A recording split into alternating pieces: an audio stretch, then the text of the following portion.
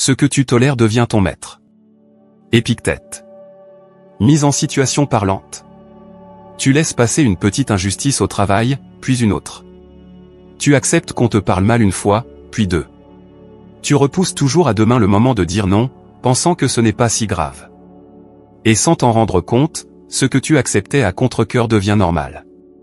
Ce que tu tolères finit par te contrôler, te modeler, te dominer. Décryptage stoïcien.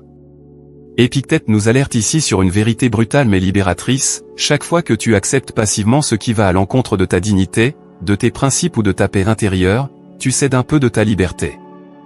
Le stoïcisme t'invite à être maître de toi-même, et cela suppose de poser des limites claires. Car ce que tu tolères, tu l'autorises. Et ce que tu autorises, tu l'encourages.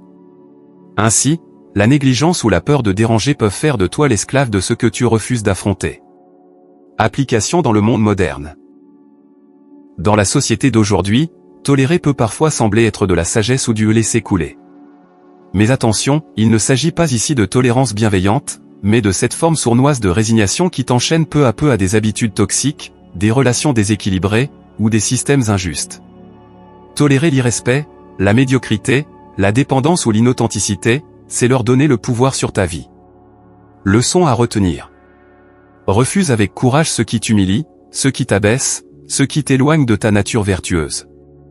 Ne crains pas d'imposer tes frontières, car elles sont les gardiennes de ta liberté intérieure. Ce que tu choisis de ne plus tolérer, tu cesses de nourrir.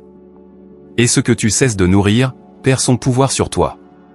Si vous êtes amoureux ou amoureuse de la philosophie et des philosophes, je vous conseille de me suivre pour plus de contenu édifiant, captivant et surtout plein de sagesse. Prenez bien soin de vous.